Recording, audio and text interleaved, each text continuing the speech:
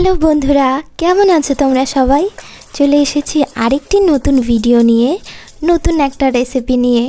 তো বলো তো আজকে কি রান্না করব? অবশ্যই থাম্বনেল দেখে তোমরা বুঝেই গেছো যে আজকে কি রান্না হবে। তো আজকে আমি করব দেশি আলুর তরকারি। তো এই যে দেখো, দেশি আলুটাকে আমি সেদ্ধ করে নিয়েছি। এটা আমি প্রেসারে সেদ্ধ করেছি। তো 4টে সিটি দিয়ে নিয়েছি আর সাথে একটু নুন দিয়েছিলাম। তো ওটাকে ভালো করে ছুলে নিয়ে আমি চলে এসেছি রান্না করতে।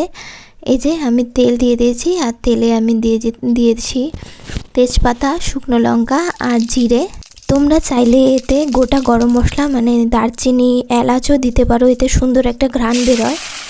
তো এবার আমি আলুগুলোকে দিয়ে দিলাম। তো আলুগুলোকে একটু ভেজে নেব। তো আলুগুলোকে এই যে ভালো করে ভেজে নিচ্ছি।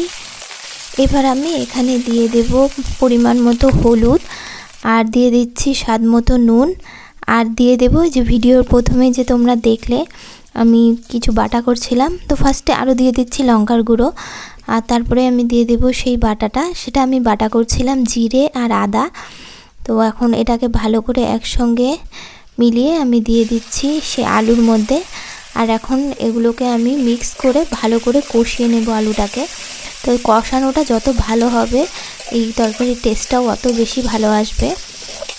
তো এখানে তোমরা কষাও করতে পারো, আর এতে মটরশুঁটি দিলে আরও বেশি ভালো লাগতো, কিন্তু আমি মটরশুঁটি দেইনি। তোমরা দিতে পারো, বা কাবলি ছোলাও দিতে পারো। কাবলি ছোলাও এতে খুব ভালো লাগবে খেতে। তো আমি এখন একটু জল দিয়ে আবার একটু ভালো করে কষিয়ে নেব। আর তোমরা দেখতেই পারবে রঙটা কত সুন্দর আসবে। তো যদি আমি এখানে পাকা লঙ্কা বা শুকনো লঙ্কা বেটে দিতাম আরও হয়তো ভালো আসতো কালারটা, কিন্তু আমি এখানে গুঁড়ো লঙ্কা ব্যবহার করেছিলাম।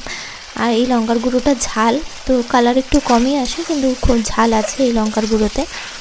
তো এটাকে ভালো করে কষিয়ে নিচ্ছি। আর এই অবস্থায় যদি এটা রুটি পরোটার সঙ্গে খাওয়া যায় তাহলে তো দুর্দান্ত লাগবে। কিন্তু আমি এখানে ঝোল করব, কারণ আমি ভাতের সঙ্গে খাওয়া হবে আর আমরা সবাই খাবো ভাতের সঙ্গে। তো একটু ঝোলের দরকার, যেহেতু আজকে আমি ডাল কিছু করিনি, তার জন্য এটাকে আমি কষা রাখবো না, এটার মধ্যে ঝোল দিব।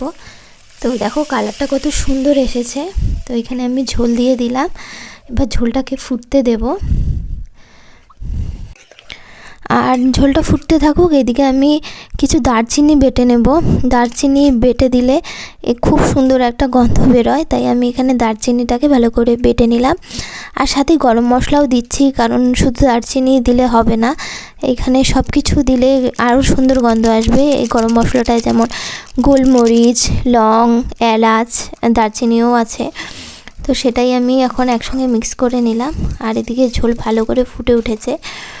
তো এখন আমি ওই ঝোলটা একটুখানি হাতায় করে নিয়ে গরম মশলাটার মধ্যে দিয়ে গুলে নেব, তাতে এটা মেলাতে সুবিধা হবে তরকারির সঙ্গে।